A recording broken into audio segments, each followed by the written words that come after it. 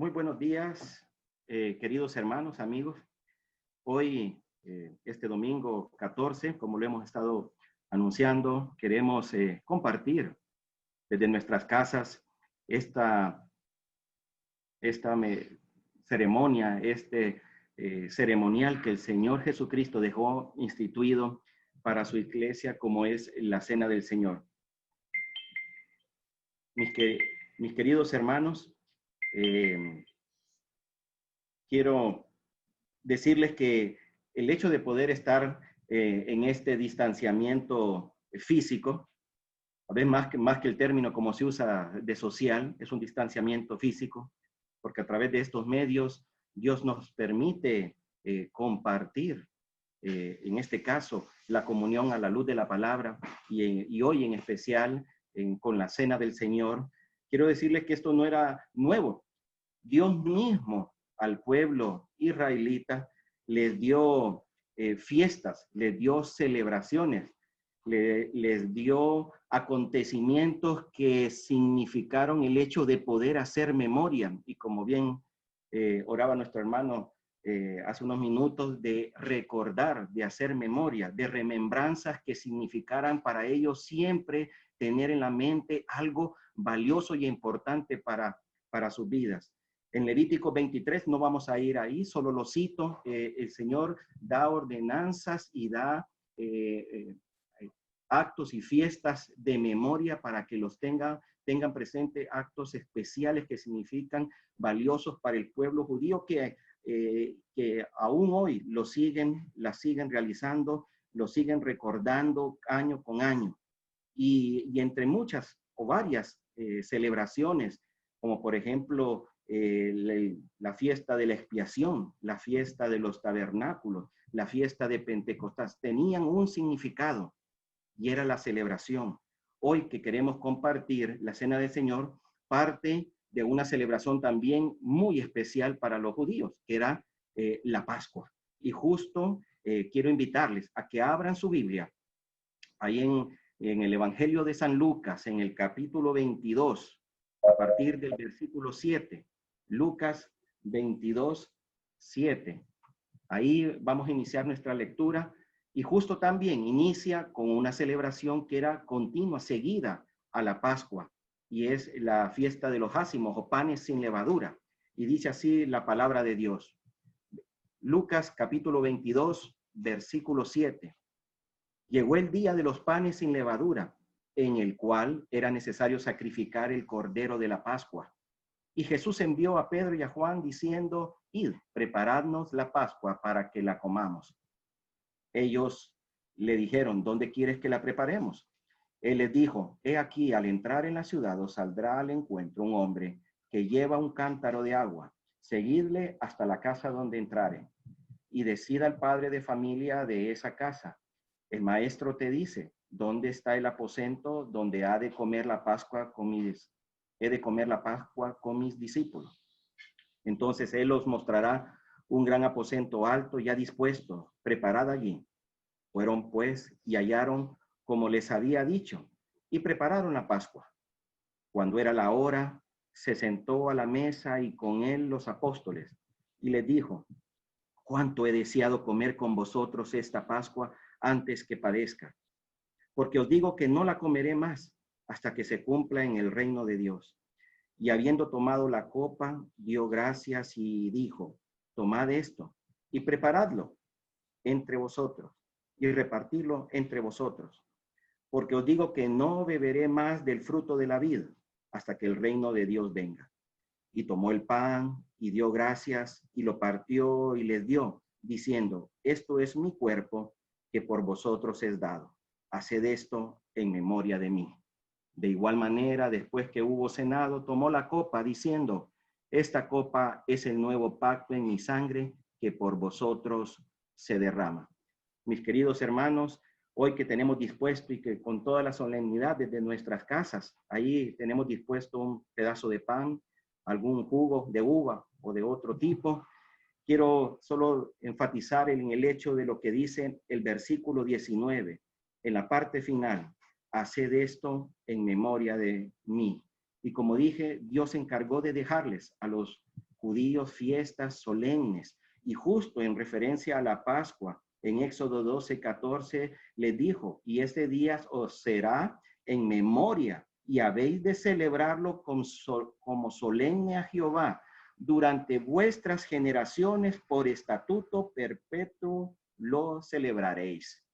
Y habla de recordar, de tener en la memoria, de una memoria comunitaria o social que podemos tener recordando cada día. Y justo pues esa remembranza social y eso que significaba la Pascua, lo que significaba era el hecho de que Dios los había rescatado de la esclavitud de Egipto, que uno lo puede leer ahí en el Éxodo capítulo 12. Pero, y como dije, los judíos siguen recordando y haciendo memoria de ese hecho trascendental para la vida de ellos como pueblo.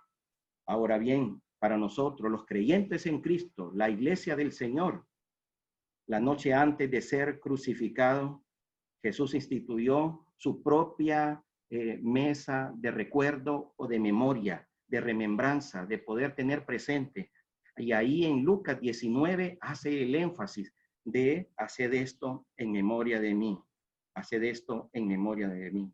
Cada vez que nos podemos reunir para celebrar la cena del Señor y participar de estos símbolos, porque eso es lo que son, símbolos que representan el pan, el cuerpo del Señor, y el jugo de uva, la sangre de nuestro Señor Jesucristo derramada en la cruz del Calvario. Cristo, en ese sacrificio perfecto, único y suficiente para nuestra salvación, nos rescató de la esclavitud al pecado, en esa salvación tan preciosa, y nos dio la vida eterna. Qué importante es poder recordar y necesario recordar siempre esa cruz y saber que era nuestro lugar estar ahí, pero Él lo tomó, y poder tener presente cada día de nuestras vidas ese gran sacrificio que Él hizo para darnos esa salvación y ese rescate. Y como aprendíamos hoy en escuela dominical, también que significa libertarnos del pecado, pero liberarnos para poder seguirlo voluntariamente a Él, entregar nuestras vidas. Mi querido hermano, amigo que entiende eso y que puede celebrarlo, ese es un gozo que nos permite poder seguir adelante, teniendo esa escena en nuestro corazón y en nuestra mente, y poder hoy participar entonces de este memorial con el sentido correcto de lo que eso significa. Gracias damos a Dios que nos permite celebrar y que este hecho se convierta cada día en algo tangible, vivible en cada uno de nosotros, ¿verdad? Por el sacrificio hecho en la cruz del Calvario. Vamos ahora a tomar nuestros elementos, el pan y ese jugo que tengamos ahí. Nuestro hermano Carlos Artica va a orar por el pan que representa el cuerpo del Señor, y daremos gracias por ese cuerpo sacrificado en la cruz del Calvario. Vamos a tomar y con toda reverencia, con toda concentración, vamos a poder orar y seguidamente vamos a comer ese pan. Oremos. Señor, recibe en esta mañana nuestra adoración. Solo tú eres digno de recibir gloria y honor y el poder, porque tú creaste todas las cosas y por tu voluntad existen. Al tomar el pan recordamos que fuiste herido por nuestras rebeliones, molido por nuestros pecados. El castigo de nuestra paz fue sobre ti y por tu llaga fuimos curados. Hoy por ese sacrificio tenemos acceso al Padre y somos hoy coherederos y miembros del mismo cuerpo y copartícipes de la promesa en ti por medio del Evangelio. Hoy aguardamos la esperanza bienaventurada y tu manifestación gloriosa, nuestro gran Dios y Salvador, y haremos memoria de ti hasta que vuelvas. A ti sea la gloria por siempre. Amén. Amén. Podemos comer.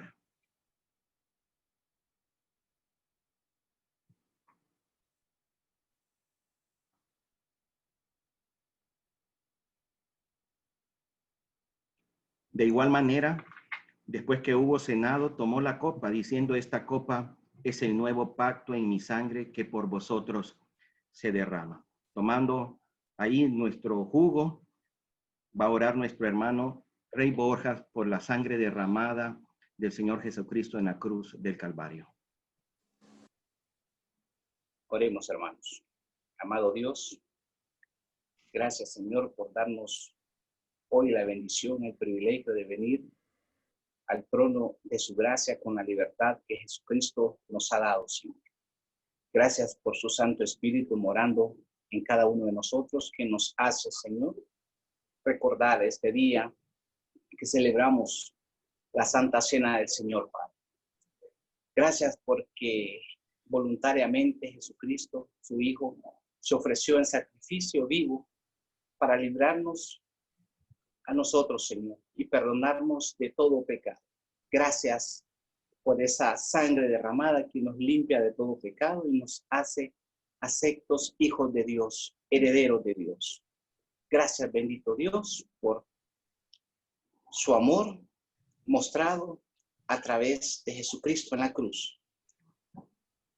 Una compra valiosa, Señor, que Jesucristo hizo por nosotros. Algo incomparable que no tiene precio. Pero tu amor es tan infinito, Señor, que nos ha limpiado de todo pecado con esa sangre derramada de nuestro Señor y Salvador Jesucristo. Alabamos y exaltamos su amor, su misericordia, su fidelidad, Dios. Gracias, Señor, porque ahora podemos estar confiadamente que tenemos vida eterna en Cristo Jesús. Gracias, bendito Dios, porque hoy podemos estar en el trono de su gracia, algo que no lo podíamos hacer jamás por nuestros méritos, Señor. Pero por la gracia suya ahora tenemos, Señor, este privilegio de orar libremente, sabiendo que usted todo lo sabe y todo lo puede. Gracias, Dios. La honra y la gloria es para usted. En el nombre de Jesucristo, nuestro Señor y Salvador, oramos. Amén. Amén. Podemos beber.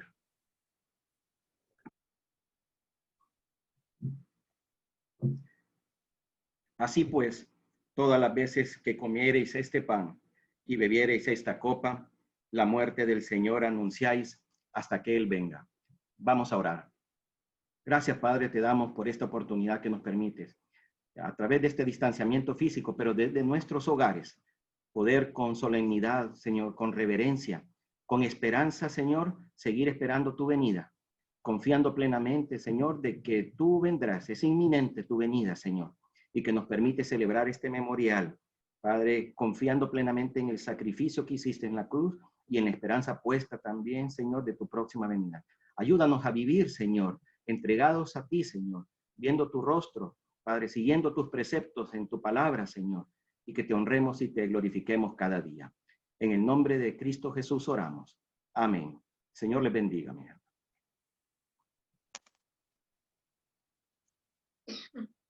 Hola, mis hermanos. Qué privilegio más hermoso estar aquí juntos con ustedes hoy. Tenemos el privilegio de estar aquí con mi amada esposa en casa, celebrando la mesa del Señor. Gracias, Pastor Raúl, por dirigirnos a recordar ese precioso sacrificio de Cristo realizado en la cruz del Calvario. Y como bien oraba Rey, solo por medio de él tenemos acceso a la presencia del Señor. Hermanos, vamos a orar, vamos a pedirle al Señor su bendición y vamos a pedirle al Señor que nos ilumine y nos guíe. Mi esposa va a orar en este momento por las necesidades también de algunos hermanos de nuestra amada iglesia. Oremos a nuestro Padre Celestial. Qué bueno, Padre Celestial, estar delante de ti, porque tenemos acceso libre ante tu trono, Padre, por medio del Señor Jesucristo, ese gran sacrificio que hizo. Muchas gracias, Señor. Amén. Y alabamos y te glorificamos porque hemos obtenido la salvación por medio de Jesucristo. Amén, Dios. Y ahora podemos tener comunicación contigo directa. Sí, Padre, amén. Padre Celestial, ponemos esta reunión en tus benditas manos. Sí. Ya tú nos has edificado con los cantos, con las oraciones y con esta Santa Cena. Gracias, Padre, porque tú nos edificas y cada vez que estamos delante de ti aprendemos mucho, Señor, en la escuela dominical. Gracias, Señor, por la enseñanza de tu palabra. Ahora te pedimos, Padre, que tú bendigas el resto de esta reunión, que bendigas tu palabra en cada uno de nuestros corazones, que podamos aprender de ti, Señor, para Sí, que Señor. nosotros pongamos en práctica, Padre, cada momento, cada instante de nuestra vida, lo que aprendemos, que lo recordemos, que tu Espíritu Santo nos ayude a recordarlo, Padre. Padre Celestial, en este momento oramos por aquellas personas en necesidad. Tú conoces que hay enfermedad, no solo del COVID-19, sino que hay otras enfermedades que nuestros hermanos están padeciendo. Te rogamos en el nombre de Jesús que tú puedas poner la mano de sanidad sobre esas personas que necesitan tanto y que ellos puedan estar descansando en ti y que tú les des esa paz y esa fuerza que solo viene de ti, Padre. Amén. Te alabamos y te dejamos estas peticiones y tú las conoces a cada uno. Tú conoces a cada uno de nuestros hermanos que tienen estas necesidades para que tú las suplas. Gracias porque nos has provisto para todas nuestras necesidades. Nos has ayudado a estar en nuestras casas. Gracias, Señor, porque cada uno de nosotros tenemos un techo, tenemos comida, tenemos todo lo que necesitamos. Te alabamos, te glorificamos, porque tú estás con nosotros. Y eso es lo especial para nuestras vidas, que tú estás con nosotros. Abra el corazón, que tu Espíritu hable a aquellas personas que todavía no te tienen en su corazón, que tú hablas a través de tu Espíritu Santo, a través de tu palabra, para que ellos puedan abrir su corazón a Cristo, allí en silencio, que solo tú miras ese corazón, que tú los llames y que ellos puedan escuchar ese llamado. Gracias, Padre, por este tiempo. Te alabamos y te pedimos todos tus favores en el nombre de Cristo, nuestro Salvador. Amén. Amén. Que Dios les Muchas bendiga. gracias. Muy bien, mis hermanos, en esta mañana yo quiero invitarles a abrir conmigo la palabra de Dios en el libro de Colosenses. Estamos estudiando este libro hermoso, maravilloso, y queremos pedirles que por favor lleven el estudio conmigo, hermanos. El libro de Colosenses es un libro fantástico. Nos habla mucho de Cristo y de su obra maravillosa en la cruz. Quiero decirles que cada reunión que tenemos aquí, mi hermano, es una reunión en vivo.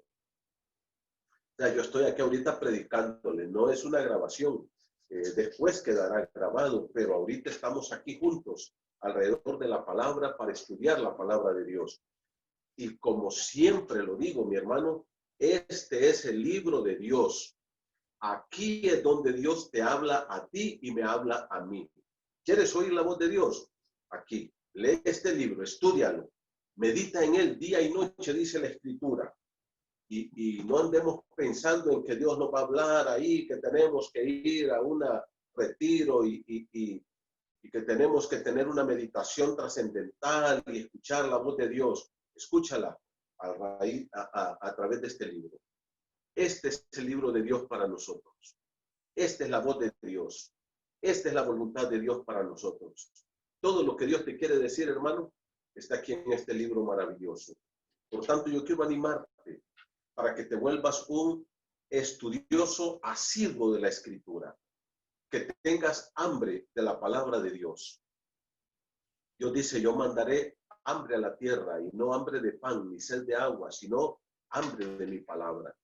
Dile, Dios, dame esa hambre, que yo pueda sentir esa necesidad de estudiar la Biblia, de conocerla, de amarla, de vivirla y de predicarla. Colosenses, hermanos, capítulo 1, ahí alrededor de su mesa y con su familia sentados, con mucha reverencia, porque es cierto, estamos en casa, no estamos allá en la capilla, en nuestro edificio, pero no quiere decir que Dios no está con nosotros y que no estamos aquí estudiando su palabra. Entonces yo quiero animarle que usted se siente tranquilo, hermano, olvídese de todo lo que está alrededor. Queridas hermanas, después preparan el almuerzo, no se preocupe. Yo sé que algunas dicen, ay, yo voy a estudiar ahí, voy a poner el pastor que hable ahí, yo voy a estar aquí haciendo mi comida. Hermano, yo creo que eso no lo hacemos en la iglesia. Cuando vamos allá a la reunión, a nuestra capilla, a nuestro edificio, ahí nos reunimos y nos concentramos en la palabra. Hagamos lo mismo ahora. Hagamos lo mismo. Ya comenzamos el estudio en Colosenses y vimos capítulo 1, Colosenses capítulo 1, vimos del 3 al 8, 5 versículos, donde el apóstol Pablo habla del punto clave en la vida de los de Colosas. ¿Cuál fue el punto clave? Ya lo dice muy claro acá, el versículo número 6, que ha llegado hasta vosotros. ¿Qué llegó a los de Colosas? El evangelio. ¿Qué fue lo que hizo el quiebre en la vida de estas personas? La llegada del evangelio. Hermano, es el evangelio el que transforma nuestras vidas. Sin el evangelio no hay un cambio, no hay una transformación. Sin el evangelio, mi querido hermano, no hay una verdadera entrega y un verdadero conocimiento de Dios. Ahora, ¿qué trajo el evangelio a estos hermanos? Yo les dije, vamos de abajo hacia arriba o de atrás para adelante. ¿Cuál es el punto aquí? Cuando el evangelio, y mire cómo le llama Pablo aquí en el versículo 6, ha llegado hasta vosotros, pero en el versículo 5 al final dice la palabra verdadera del evangelio. Esa palabra poderosa, porque el evangelio, hermanos, es el poder de Dios para la salvación. Y llegó ahí a la ciudad de Colosas, llegó hasta estos hermanos, ¿y qué dice la Sagrada Escritura? ¿Qué trajo el evangelio? Entonces vamos hacia arriba un poquito. Versículo número 5 dice, a causa de la esperanza que os está guardada en los cielos. Cuando llegó el evangelio es el mensaje. No llegó una religión. Lo que llegó a Colosas, hermanos, no fue una religión. Fue un mensaje, una noticia maravillosa de que el hombre es pecador, que va a la condenación eterna, pero que hay esperanza de vida eterna en Cristo y que seres humanos como nosotros, pecadores, caminando hacia el infierno, a la condenación eterna, podemos tener el regalo de la vida eterna y podemos vivir con Dios en el cielo. La pregunta es, ¿cómo el hombre pecador perdido puede ir al cielo y vivir con Dios, quien es santo? Bueno, dice, el evangelio le trae esa respuesta a través del evangelio. ¿Qué es el evangelio? Es el mensaje de Dios. Que Cristo vino al mundo, siendo Dios se hizo hombre. ¿Y qué más? Bueno, que murió en la cruz. Bueno, pero dice, todo el mundo sabe que Cristo murió en la cruz, pero no sabe la razón por la cual murió. Dice 1 Corintios 15, que Cristo murió por nuestros pecados. Mi amigo, Cristo murió por pecadores. Y Él tomó mis pecados, tomó mi lugar y fue a la cruz y pagó por mí. Y ahí en la cruz, Él pagó por todos mis pecados. Él fue sepultado, murió y fue sepultado, pero resucitó al tercer día. Y por eso la Escritura dice, y en ningún otro hay salvación, Hechos 4:12, porque no hay otro nombre bajo del cielo dado a los hombres en quien podamos ser salvos. No hay otro nombre, solo Cristo. Cristo murió y resucitó, mi amigo, para darte salvación, para darte vida eterna, para darte perdón, para que yo pueda ir al cielo. ¿Y cómo lo va a hacer? A través de la fe. La salvación es un regalo que Dios nos da.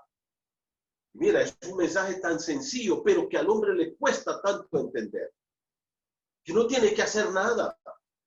Que ya todo está hecho. Cristo lo hizo todo. Y que ahora yo, lo único que tengo que hacer es confiar en Cristo, creer en Él como el único que puede perdonar mis pecados y regalarme la vida eterna. Y en una sencilla oración, me arrepiento de mis pecados, le pido perdón a Dios y le pido por la fe que Cristo entre en mi corazón y le recibo como mi Salvador personal.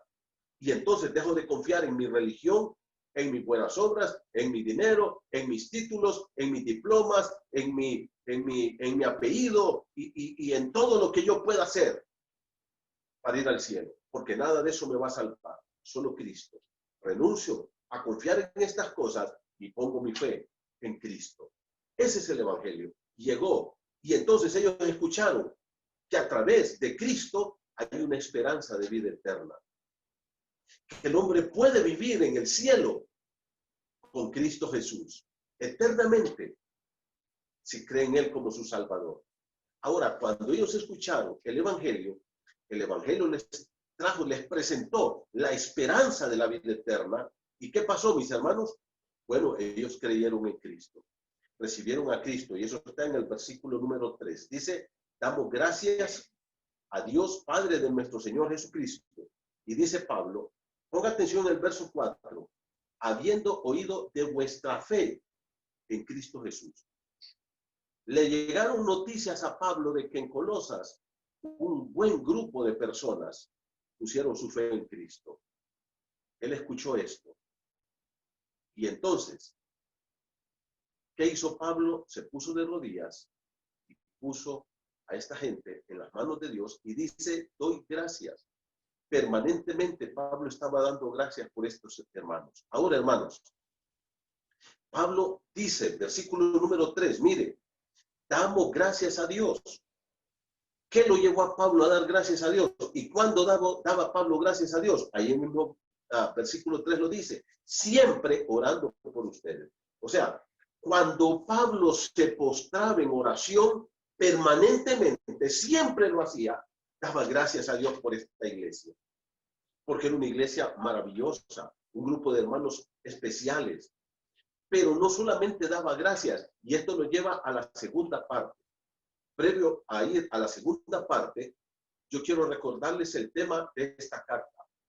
Cristo tiene el primer lugar en todo el universo. Él es preeminente, preeminente. ¿Y cómo podemos unir este pasaje ahí al tema general de esta carta? Bueno, diciendo que cuando el evangelio llegó, que es Cristo Jesús, a la vida de estos hermanos, sus vidas fueron impactadas y transformadas. Y Cristo se convirtió en el Señor de estos hermanos, de estas personas. Ahora, mira el versículo 4. Estoy en Colosenses 1:4. Habiendo oído. Pablo dice, cuando yo escuché, me postré y di gracias a Dios por ustedes. Y ahora, siempre que yo oro, siempre le doy gracias a Dios por sus vidas. Pero no solamente Pablo daba gracias a Dios, sino que además de eso, en segundo lugar, Pablo hacía peticiones por esta iglesia. Mira el versículo número 9 ahora. Dice, por lo cual, voy a leer del 9 al 14. Y ahí vamos a detenernos para estudiar la palabra de Dios esta mañana. Maravillosa enseñanza que Dios nos quiere dar a nosotros hoy a través de su palabra. Colosenses 1, del 9 al 14. Mire conmigo lo que dice. Lo leo todo. Por lo cual también nosotros, desde el día que lo oímos, una esto con el verso 4, habiendo oído. Pablo dice, desde el día que nos contaron, versículo 9, no cesamos de orar por vosotros y de pedir. En el verso número 3 dice, doy gracias cada vez que oro. Ahora en el verso 9, Pablo dice, pero además de dar gracias, también le hago algunas peticiones con ustedes a Dios. Versículo 9, por lo cual también nosotros, desde el día que lo oímos, no cesamos de orar por vosotros y de pedir que seáis llenos del conocimiento de su voluntad en toda sabiduría e inteligencia espiritual, para que andéis como es digno del Señor, agradándole en todo, llevando fruto en toda buena obra y creciendo en el conocimiento de Dios, fortalecidos con todo poder, conforme la potencia de su gloria, para toda paciencia y longanimidad, con gozo dando gracias al Padre, que nos hizo aptos para participar de la herencia de los santos en luz, el cual nos ha librado de la potestad de las tinieblas y trasladado al reino de su amado Hijo, en quien tenemos redención por su sangre, el perdón de pecados. Linda oración de Pablo por esta iglesia. Hermano, entonces, probablemente Epafras era el pastor de esta iglesia, de Colosas, y Epafras llega a Roma, donde Pablo está preso, y le cuenta todo lo que ha pasado. Y ahora Pablo le dice a los hermanos, les escribe y les dice, hermanos, nosotros hemos oído lo que Dios está haciendo en sus vidas y estamos felices. Y desde que lo oímos, primero, no cesamos, cada vez que oramos, de dar gracias a Dios por sus vidas. Son personas transformadas, impactadas por el poder del Evangelio. Son personas que han sido transformadas por el poder del Evangelio, que han recibido a Cristo y lo han puesto como el Señor de sus vidas. Pero también, además de dar gracias permanentemente, dice Pablo, siempre que oro por ustedes, ahora yo le hago a Dios estas peticiones. Desde el día que lo oímos, dice Pablo, hacemos dos cosas. Damos gracias, versículos del 3 al 8, y segundo, le pedimos a Dios estas cosas, siempre que oramos por ustedes. Yo quiero, mi hermano, que tú prestes mucha atención a la oración de Pablo acá. Quiero que la compares ahí en tu casa con Efesios capítulo 1 y Efesios capítulo 3, donde el apóstol Pablo hace otras oraciones por estos hermanos.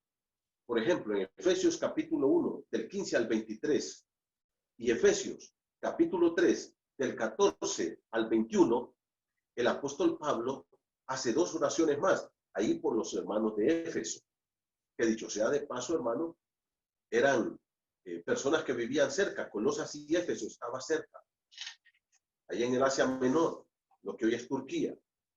Ahora, hermano, por favor, yo quiero que tú pienses en esto detenidamente.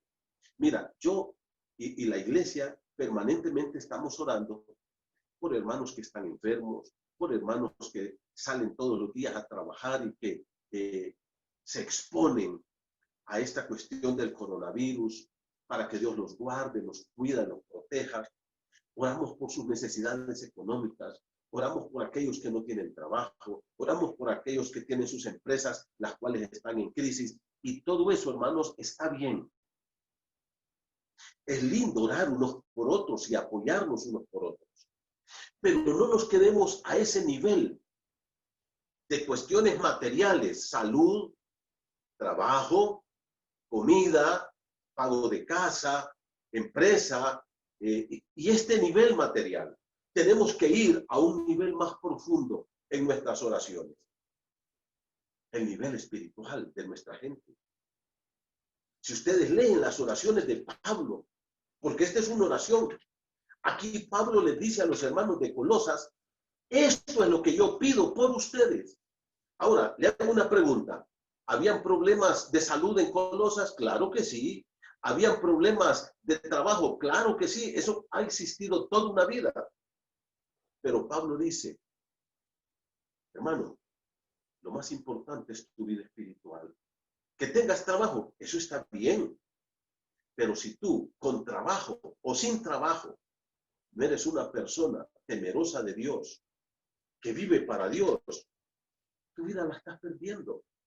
Aunque tengas salud, trabajo, dinero, lo que tú quieras tener.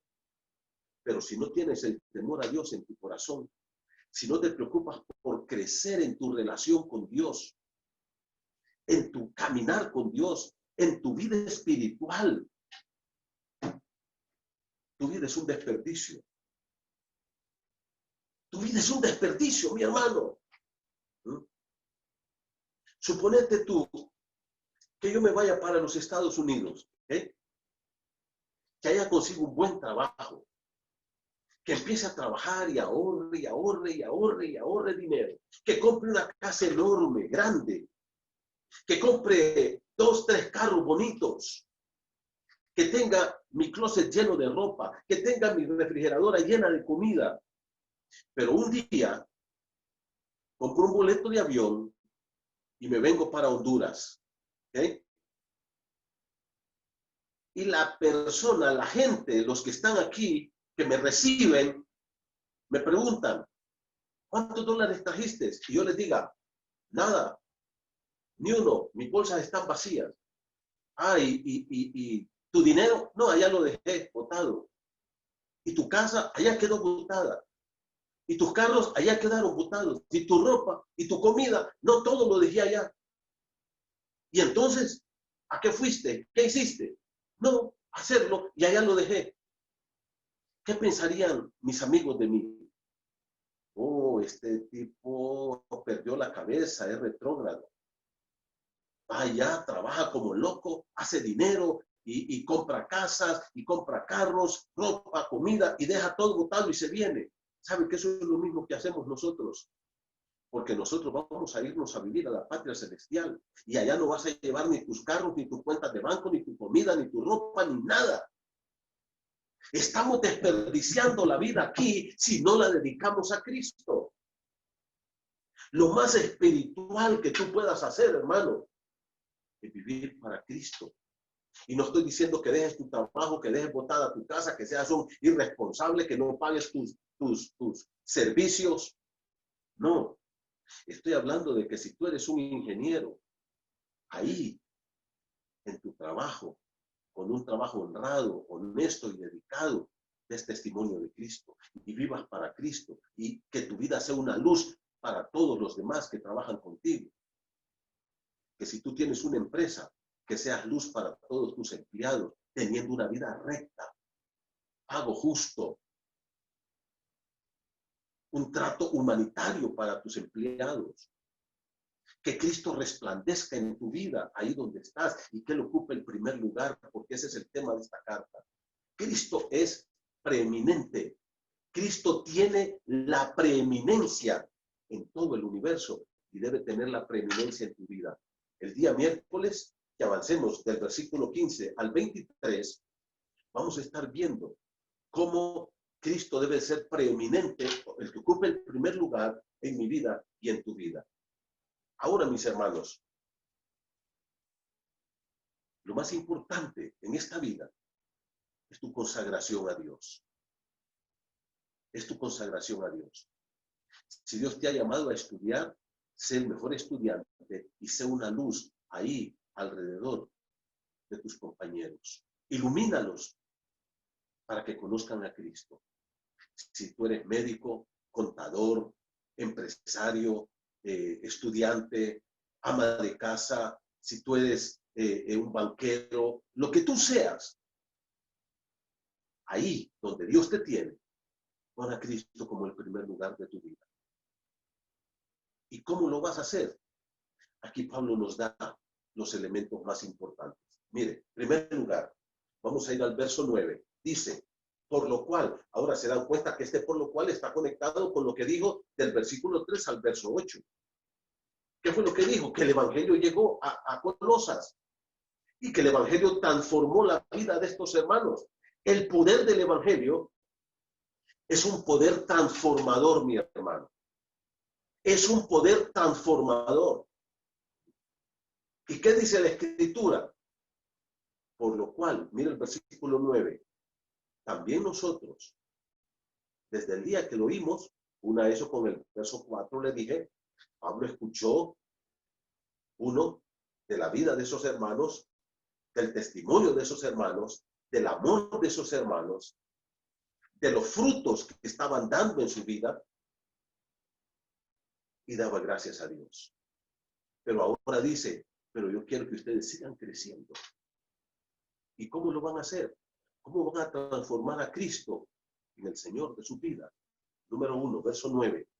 No cesamos de orar por vosotros, mire, y de pedir. O sea, cuando estamos orando, dice Pablo, esto es lo que pedimos en esa oración. ¿Qué era lo que Pablo pedía por estos hermanos? ¿Y qué debemos pedir por nuestros hermanos?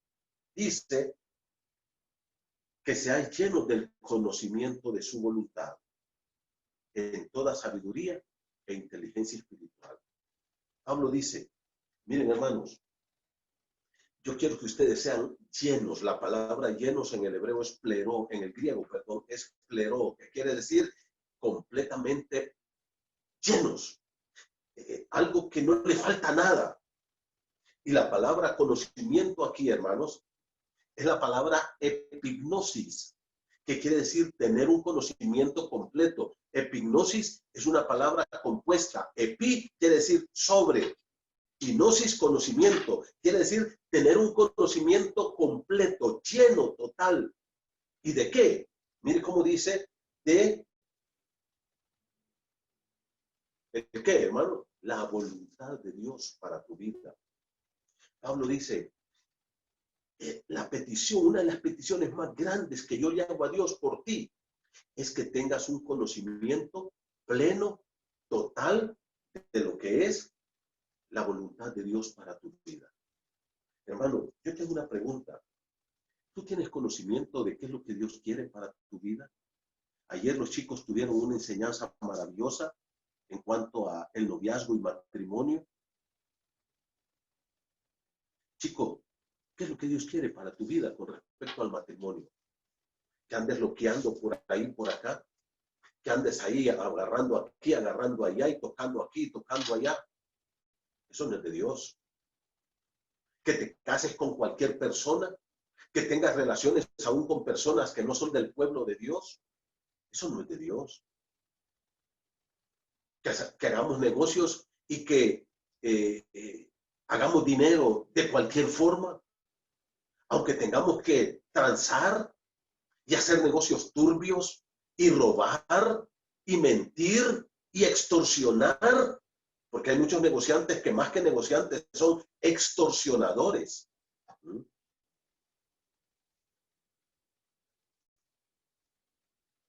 ¿Quiere Dios que tú andes piropeando a las mujeres que trabajan contigo?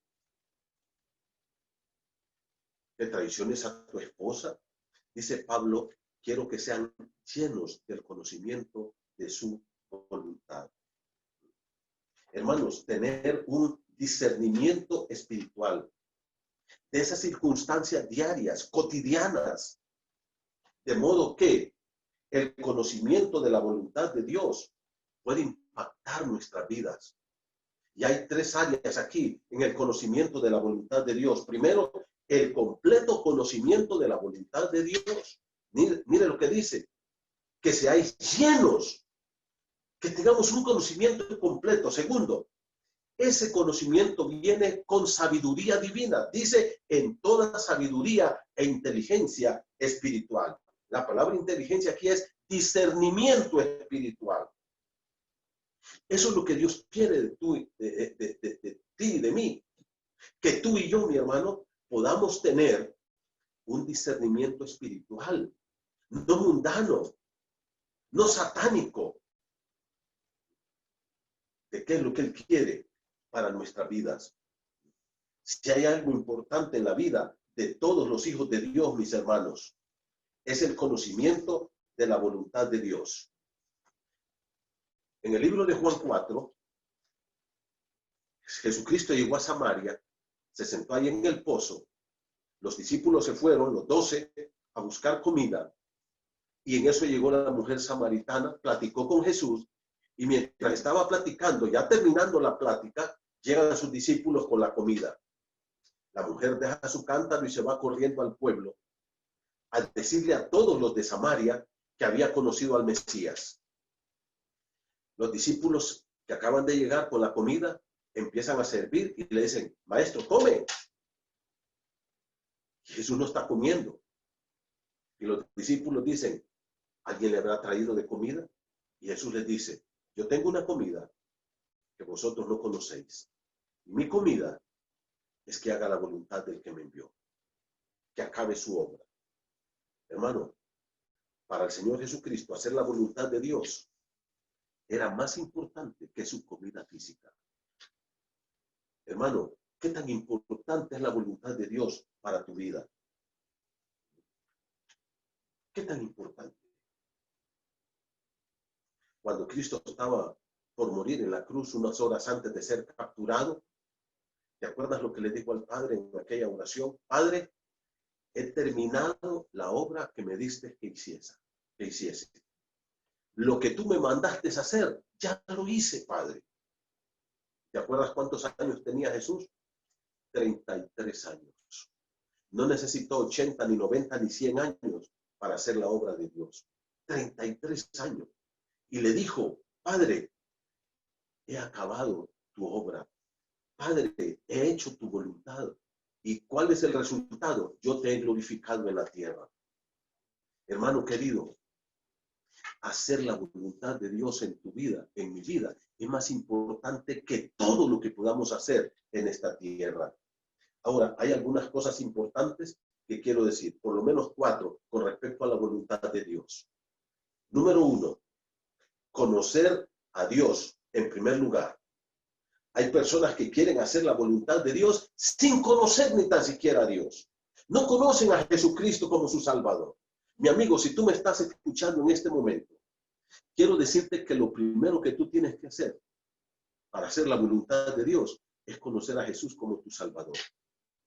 Dijo Dios, esta es la voluntad, que conozcáis al Hijo de Dios. Eso es lo que Dios quiere. Eso es lo que Dios quiere. Dijo el Señor, esta es la vida eterna, que te conozcan a ti, el único Dios verdadero, y a Jesucristo, a quien has enviado. La vida eterna no es tener religión, la vida eterna no es leer la Biblia, la vida eterna, mi querido amigo, no es ir a un culto, la vida eterna no es dar ofrendas, la vida eterna no es hacer buenas obras. Dijo Jesús en Juan 17, esta es la vida eterna, que te conozcan a ti, el único Dios verdadero, y a Jesucristo, a quien has enviado. Para conocer la voluntad de Dios, mi amigo, tienes que conocer a Dios de manera personal. Eso es recibir a Cristo como tu Salvador personal. Segundo, tienes que conocer su palabra. Hay gente que quiere conocer la voluntad de Dios y quiere hacerlo a través de meditación trascendental. Aquí voy a cerrar mis ojos y voy a sentarme hasta que Dios me hable. Quiero oír la voz de Dios. ¡No! Lee la Biblia. Dios aquí, hermano, nos da lineamientos para todo. Ahora, tú vienes y me dices a mí, pastor, pero la Biblia no me dice con quién me voy a casar, ni en qué universidad voy a estudiar, ni qué carrera voy a estudiar. Sí, no te lo dice, pero te dan los lineamientos acá. Aquí te dan los lineamientos claros, precisos. Y luego voy a decir la otra parte. Número 1, para conocer la voluntad de Dios, tienes que conocer a Dios. Cristo tiene que estar en tu corazón. Tienes que haberlo recibido como tu Salvador personal. Segundo, tienes que conocer su palabra. No puedes conocer la voluntad de Dios sin conocer la palabra de Dios. Tercero, ahí viene el otro punto, la oración. Por ejemplo, yo estudiando la Biblia o leyendo la Escritura, entendí que no me tenía que casar con una mujer que no fuera del pueblo de Dios, un principio fundamental. Segundo, que fuera una mujer espiritual, madura en su fe. Tercero, que tuviéramos un patrón de doctrina, patrón doctrinal. Y así, algunos otros elementos. Pero yo no sabía, la Biblia no decía, cásese con doña Blanca. Ahora entonces viene el tercer elemento. Para conocer la voluntad de Dios, tenemos que orar. Tienes que ir, hermano, a Dios y pedirle dirección. Dirección. Yo recuerdo que cuando yo conocí a mi amada esposa, yo me enamoré de ella. Yo me fui a orar y le dije, Señor, yo no quiero actuar carnalmente. Yo no quiero dejarme llevar porque esta mujer me gustó o porque me enamoré. Quiero saber si ella es la voluntad de Dios para mí. Y mire, ayuno, oración, oración, hasta que un día, de rodillas, vino aquella voz de Dios a mi corazón. No aquí, aquí. Una convicción, una seguridad. Y entonces éramos muy amigos con doña Blanca. Aquel tiempo era una joven maravillosa, preciosa, hoy es una mujer más bella todavía.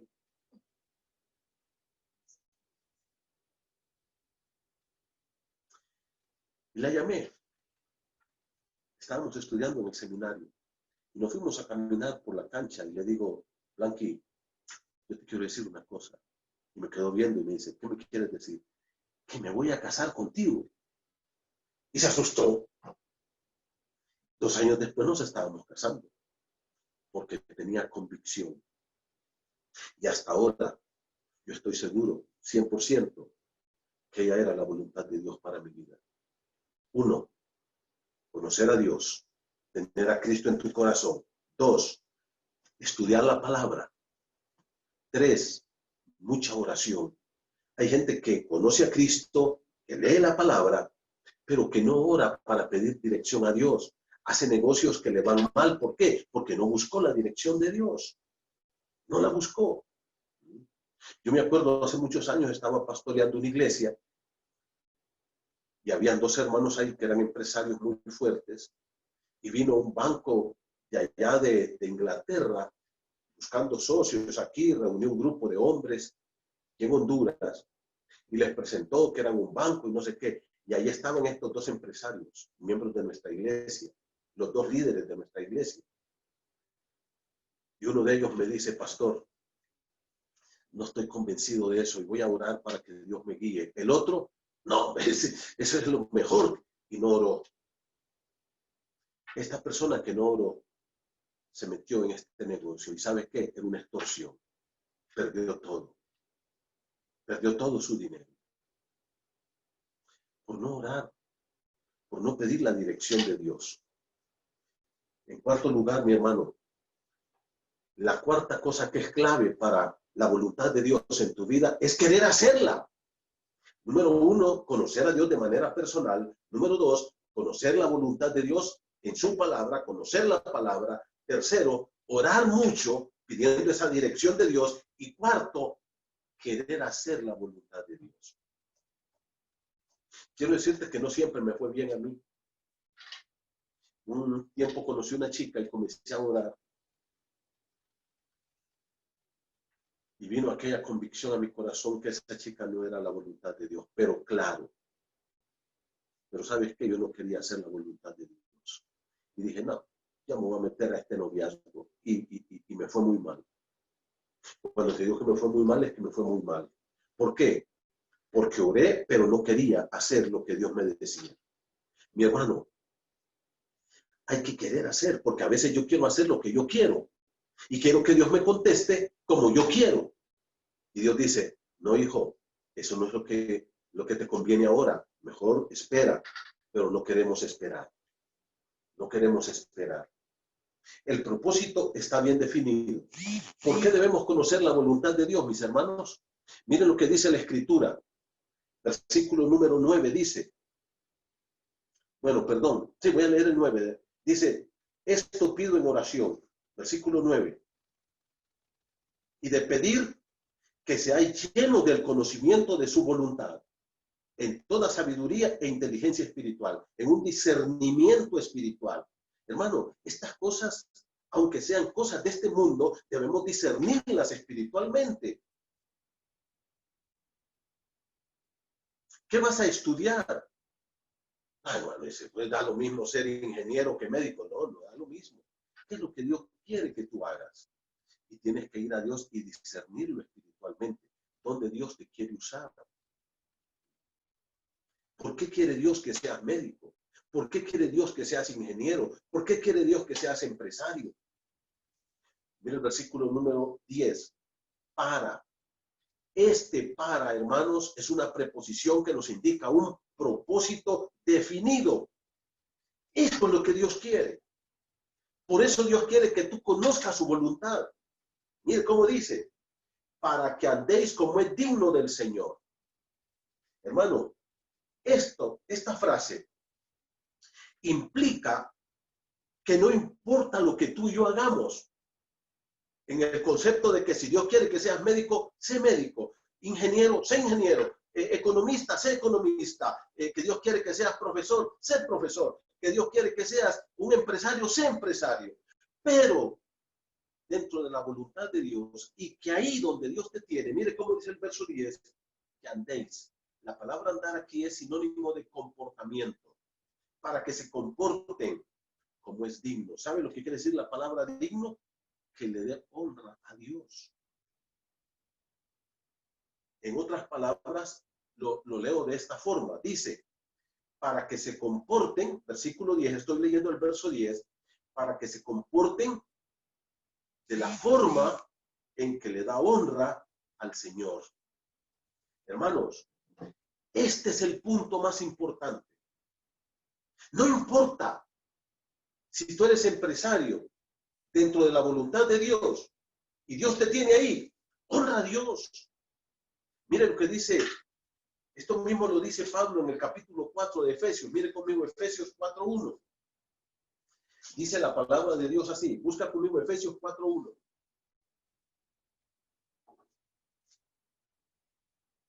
Mire cómo dice. Yo pues preso en el Señor, Pablo está preso, igual que cuando escribió la carta a los Colosenses, son cartas que van juntas. Os ruego que andéis como es digno de la vocación con que fuisteis llamados. Pablo dice, les ruego que se comporten a la altura de un hijo de Dios. Mire más adelante Filipenses, capítulo 1, verso 23. Otra carta que fue escrita en el mismo momento, en el mismo tiempo, ahí en la prisión.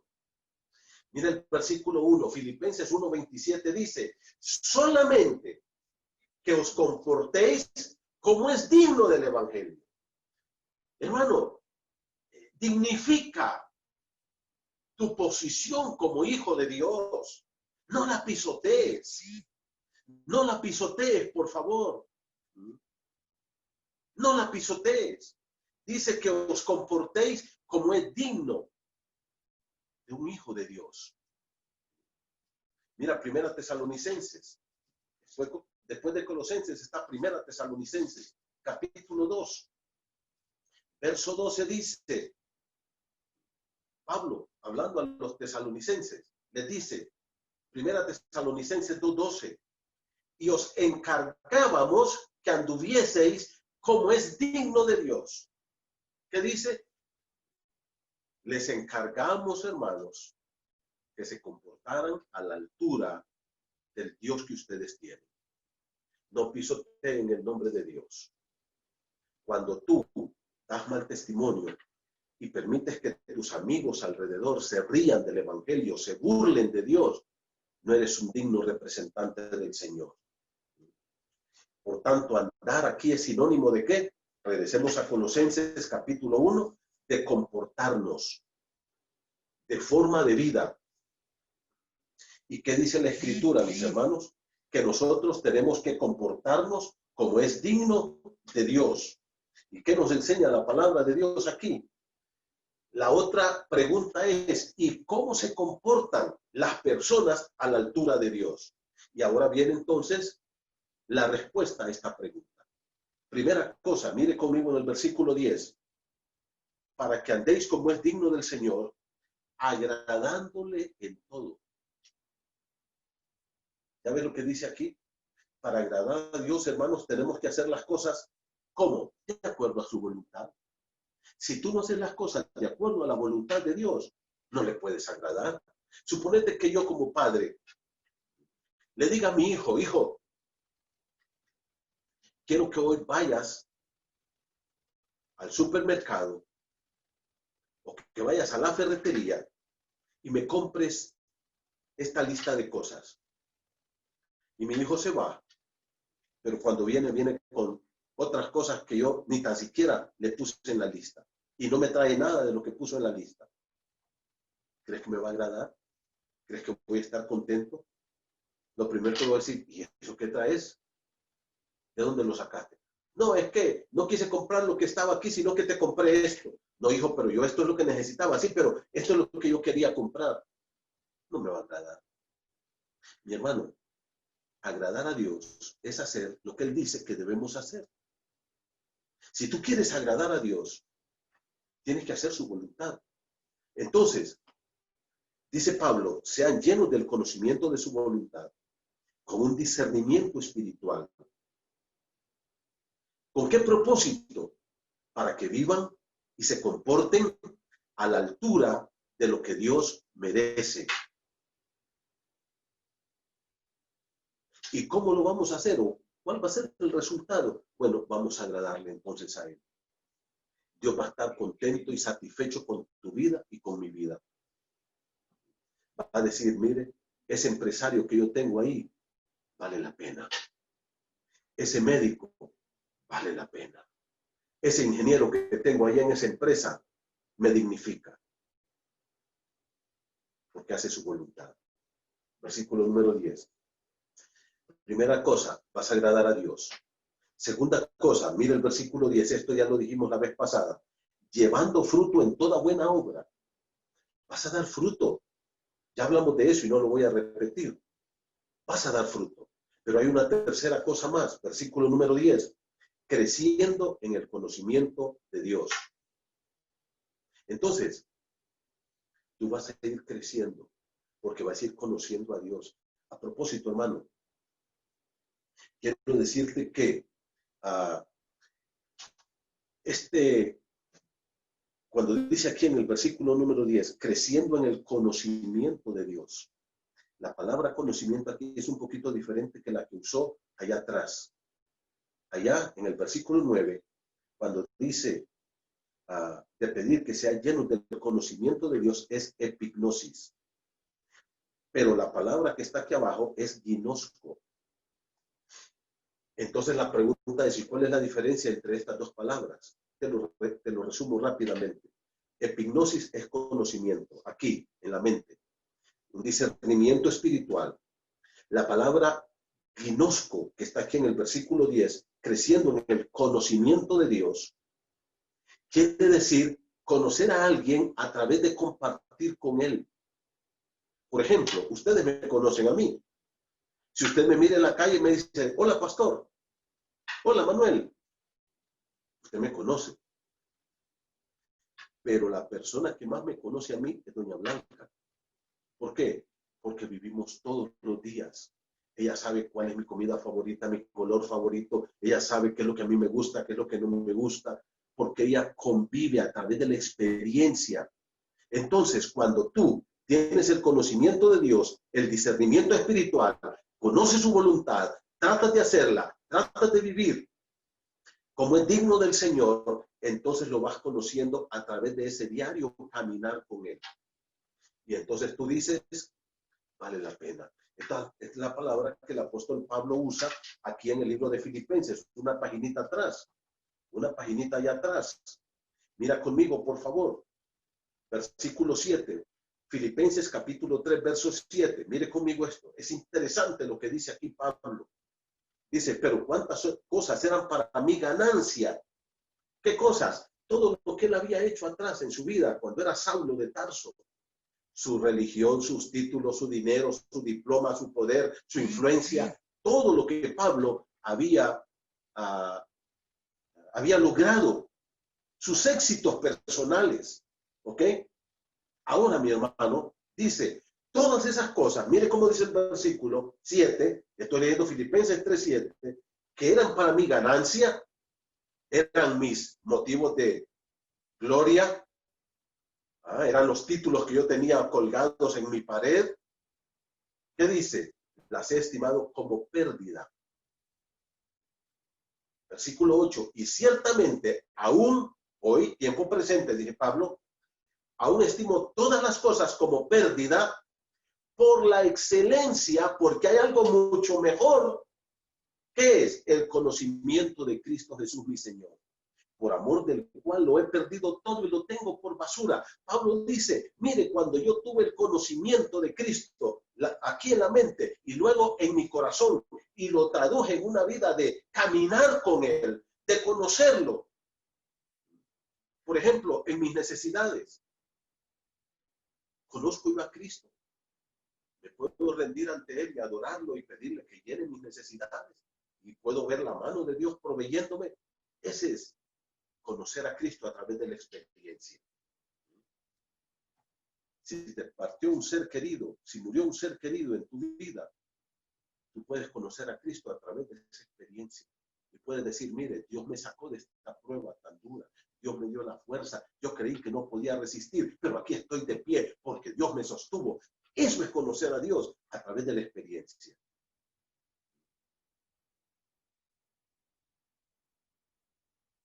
Dice Pablo, hay una cosa mucho más excelente.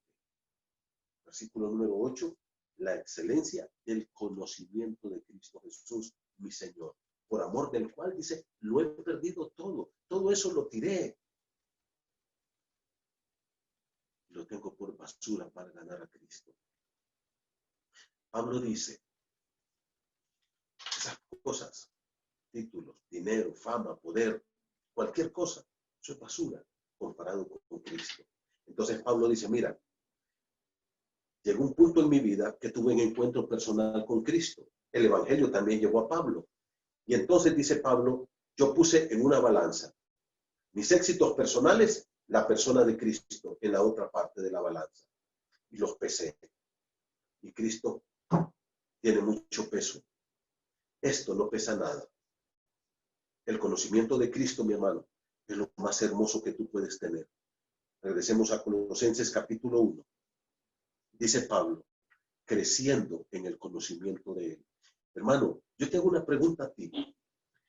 ¿Qué tanto has crecido tú en el conocimiento de Cristo desde que lo conociste como tu Salvador hasta hoy? ¿Qué tanto más le conoces aquí y aquí en tu corazón? En tu caminar con Dios. ¿Puedes tú acostarte una noche y dormir en paz en medio de todo esto? ¿O tú estás todavía tronándote los dedos ahí, angustiado y preocupado? Te falta conocerlo, experimentarlo en tu vida diaria. Crece en ese conocimiento, en esa experiencia con Cristo, en tu caminar diario con Él. Una cuarta cosa más. Entonces, ¿con qué propósito nosotros tenemos que tener el conocimiento de la voluntad de Dios y ese discernimiento espiritual? Bueno, la primera cosa que dijo Pablo es para andar como es digno del Señor. Y cuando yo me comporto a la altura de un hijo de Dios, ¿qué va a pasar en mi vida? Uno, dice, le voy a agradar al Señor en todo. Segundo, voy a dar fruto. Tercero, voy a crecer en el conocimiento de Dios. Y cuarto lugar, mire el versículo 11, dice, fortalecidos con todo poder. Esto es hermoso, hermano. Porque al final no soy yo, es Cristo el que me da el poder para soportar las pruebas, necesidades, problemas, situaciones difíciles, adversidades. Pero Dios es el que me va a dar el poder. Mire cómo dice, fortalecidos con todo poder. Hermano, tú y yo tenemos el poder de Dios para vencer, para sobrellevar y soportar las pruebas y las cargas, las tentaciones. Vamos a poder vencerlas. Porque Dios nos da el poder. Me encanta lo que Pablo dice en el libro de 2 Corintios. Vaya conmigo al capítulo 4, verso 6, por favor. Mire conmigo 2 Corintios 4, 6 dice, porque Dios, preste atención a lo que dice aquí, mi hermano. 2 Corintios, busque conmigo, capítulo 4, verso 6. Mira cómo dice.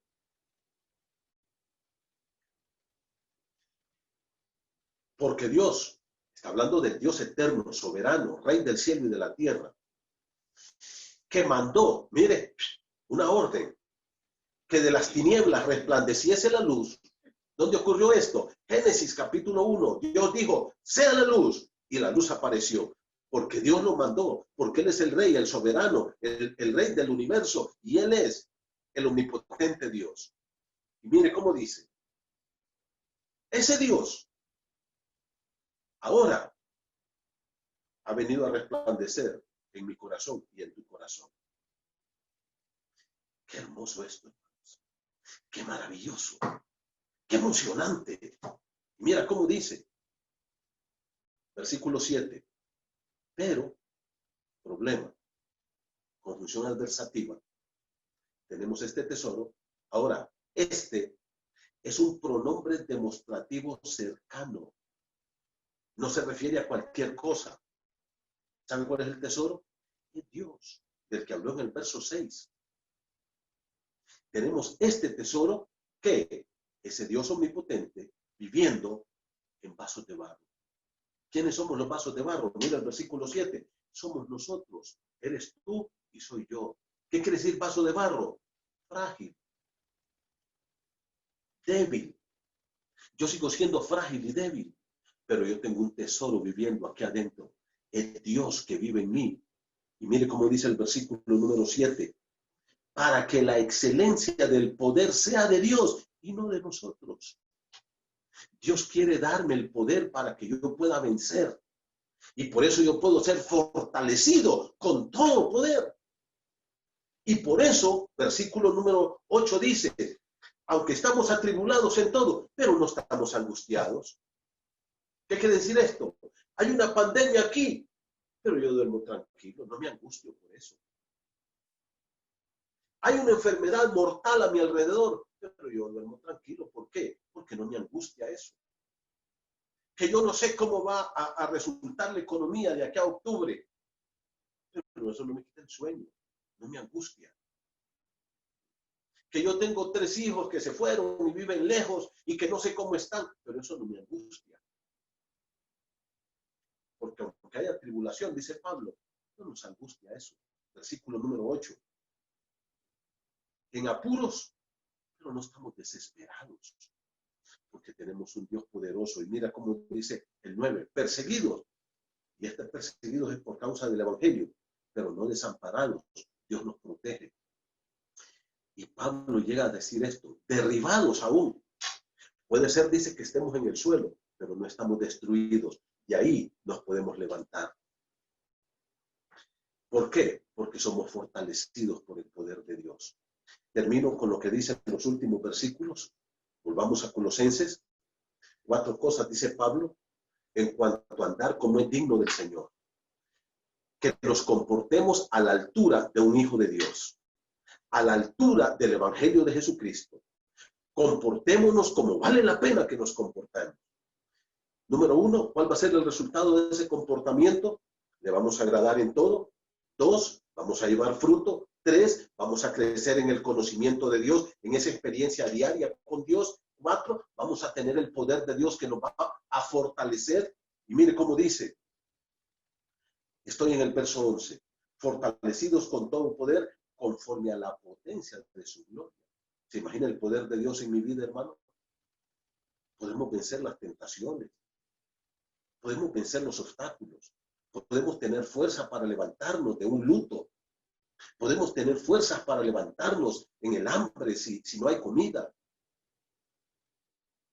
para toda paciencia y longanimidad. ¿Se da cuenta lo que va a lograr el poder de Dios en mi vida? 1, paciencia. La palabra que es muy importante, hermano, hupomone, quiere decir soportar una carga fuerte, sin doblarme y sin quebrarme. Yo voy a tener fuerzas para soportar eso, pero no solamente eso, sino que habla de la longanimidad. La palabra longanimidad quiere decir siempre vamos a tener un ánimo grande. Eso quiere decir literalmente longanimidad. Quiere decir, vamos a estar animados siempre. Siempre vamos a estar empujando hacia adelante. Con buen ánimo siempre, hermanos.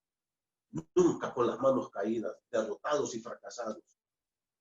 El poder de Dios nos levanta, fortalecidos con ese poder de Dios. Pero no solamente eso. ¿Qué más vamos a tener?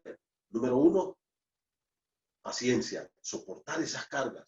Va a pasar esta prueba. Segundo, ánimo grande en medio de la prueba. Tercero, versículo número 12, gozo en medio de la prueba. Mira el versículo 12, con gozo.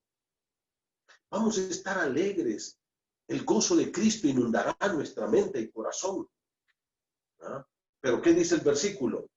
Con gratitud, dando gracias al Padre que nos hizo aptos para participar de la herencia de los santos en luz. Nuestra vida aquí puede terminar, pero yo tengo una herencia en el cielo. La herencia de los santos, de los hijos de Dios, de la iglesia de Jesucristo. No es aquí. Esta casa yo la puedo perder. Ahorita puede venir un terremoto, la sacude, la bota y la pierdo y punto. Punto.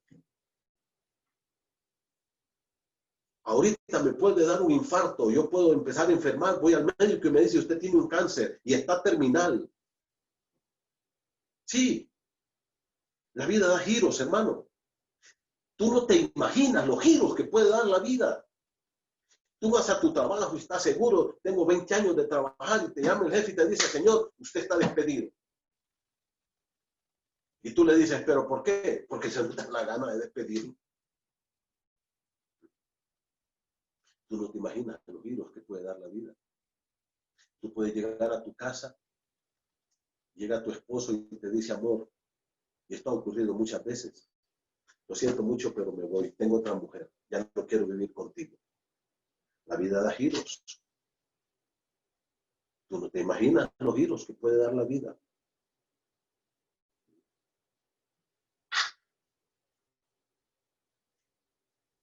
Pero no importa que todo cambie y se derrumbe aquí. Mira el versículo 12 dice, somos participantes de la herencia de los santos en luz. Esa herencia nadie te la puede quitar, mi hermano. ¿Cuál es la herencia? Bueno, versículo 5, la esperanza que nos está reservada en los cielos. La esperanza de la vida eterna, la esperanza de que tenemos una herencia ahí en el cielo, una morada que Cristo está preparando para nosotros. Puede ser que toda mi vida se termine, que mis hijos se mueran, que mis nietos se mueran, que mi esposa se muera, que la casa se me caiga, todo lo peor puedo pensar. Pero dice, hay algo que nadie te puede quitar, la herencia que Dios te ha dado. Y mire el versículo 13 dice, el cual, ese Cristo eterno, ese Dios santo, nos ha librado de la potestad de las tinieblas. Cristo te sacó del imperio de Satanás y te trasladó al reino de su amado Hijo. Tú y yo, en medio de este mundo putrefacto y perdido, de este imperio de Satanás, ya formamos parte del reino de Dios, del reino de Jesucristo. Y termina diciendo, en quien tenemos redención por su sangre, el perdón de pecados. ¿Qué dice la Escritura? Que en Cristo hay redención. ¿Qué es la palabra redención? Él nos compró y nos dio libertad en Cristo. Libertad para adorarlo, para amarlo, para conocerlo, para servirlo y para vivir con Él en la eternidad. Hermano, qué maravilloso lo que nos dice la palabra. Este mundo se puede derrumbar. El cambio climático puede ir de mal en peor. La deforestación puede ir de mal en peor. Los empleos se pueden perder. La salud se puede terminar. Pero los cristianos estamos seguros en Cristo. Dios solamente quiere una cosa. A la luz de esta oración de Pablo, que tú conozcas su voluntad, que tengas el discernimiento espiritual para entender estas verdades de su palabra. Y que ese discernimiento espiritual te lleve a vivir como es digno del Señor, a tener un comportamiento a la altura de Dios. ¿Y cuál va a ser el resultado de esto, mi hermano? ¿Cuál va a ser el resultado? 4 cosas dijimos que nos enseña la Sagrada Escritura. ¿Cuáles van a ser? Primero dijimos que en el versículo 9, agradándole a Él. Segundo, vamos a dar fruto. Tercero, vamos a crecer en el conocimiento de Dios, en nuestra relación con Él. No solamente en conocer su voluntad y su palabra, sino en hacerla. Y por último, vamos a estar fortalecidos con el Señor. Él nos dará la fuerza y el poder para vivir con gozo, con longanimidad, con paciencia, sabiendo que tenemos una herencia eterna en el cielo. Disfruta de tu relación con Dios, mi hermano. Qué precioso lo que nos enseña la Escritura. En medio de esta pandemia, de esta crisis, de tanta incertidumbre, de tanta noticia nefasta, Dios te dice, hijo, no temas, no temas. Conoce mi voluntad y hazla. Es todo lo que quiero. Lo demás, déjamelo a mí. Hermano querido, que podamos crecer en este tiempo. Que tú puedas crecer en el conocimiento de Dios a través de conocer su palabra, de conocer su voluntad. Y mi amigo, si tú no has conocido a Cristo, yo te invito a que recibas a Cristo como tu Salvador personal. Dile a Cristo que entre en tu corazón. Clámale perdón. Clámale como tu único Salvador. Confiésale como tu único Salvador y Señor. Hermanos, les queremos tanto y estamos orando por todos ustedes. Vamos a orar. Padre, gracias por este tiempo. Fortalece nuestra vida espiritual, Señor. Padre, levanta un pueblo que aprenda a conocerte, a conocer tu voluntad, a amarte con la pasión más grande de su corazón. Y Padre, ayúdanos a vivir haciendo lo que tú quieres que hagamos. A vivir como es digno de ti, Señor. Donde sea que estemos y en lo que hagamos, que sea para gloria de tu nombre. En el nombre de Jesús. Amén. Gracias, hermanos. No se olviden, miércoles 7 de la noche, seguimos con este estudio en el capítulo 1 de Colosenses. Vamos con el verso 15 hasta el 23. Dios los bendiga.